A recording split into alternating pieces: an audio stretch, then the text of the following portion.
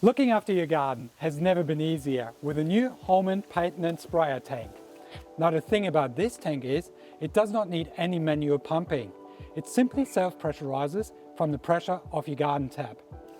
Now that is unique and quite clever. Now let's have a look what's actually in the EzySpray box. Now all the separate components are available in here that you need for the assembly. You have got the trigger gun for the wand. You've got the hose. You've got the multifunction nozzle. Now it comes with a wand that you will assemble the spray nozzle onto, like that, which then goes into the handle. Now make sure that you unscrew that a few times before you insert the wand, and then you screw on the nut nice and secure. Now before we attach the hose to the wand, let's get the extra spray bottle out of the box. And here's a hint for you. Attach the hose to the bottle first.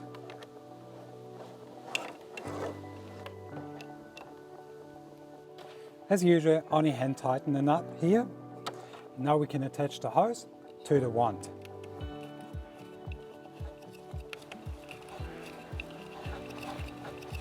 And once again, only hand tighten.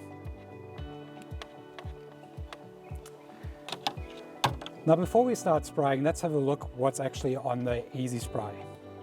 Now on the top we've got the carry handle, which you can take out, and this is where you actually put the additives to the tank, up here. Then you've got the snap-on connector here, which the garden hose attaches to, and you turn on the tap and it self-pressurizes. Then we've got a pressure release valve on the side here, and that is for high pressure systems. So in case you've got more pressure than the tank can fill up to, it will release itself and protect the tank. And on the side here you find a Schrader valve, and that is so you can pressurize the tank with a bike pump in case the valve shows less than 1 bar. And on the side here you see the pressure gauge. It does two things. It shows you how much pressure has been built in the tank, and therefore how much water is actually inside it. Now before we start using the EzySpray, make sure that you read the pressure gauge on the side of the tank. Now if the pressure gauge shows you that there is less than 1 bar in the tank, we need to locate the Schrader valve on the side here and use a bike pump to pressurize the tank to at least 1 bar.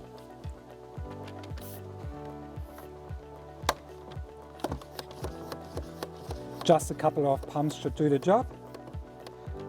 Have a read here, and we're good to go. Now in order to put additives to the tank, push the handle down and turn counterclockwise. Add the additive to the tank. Then grab the handle, push it down, and turn the handle clockwise. It makes a little click and you know it's secure in place. Now you put the additives to the tank, we can pressurize it. Here's a tip: run the garden hose for a couple of seconds to make sure there's no air in the hose. Turn the tap off again, attach it to the EzySpray, turn the tap on, and it self-pressurizes as it fills up. After you're done, turn the tap off again, undo the hose from the tank, and you're ready to go.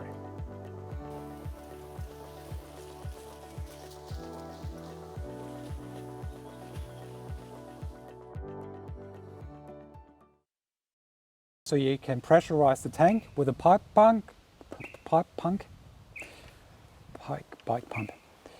and that is so you can pressurize the tank with, and that is so you can pressurize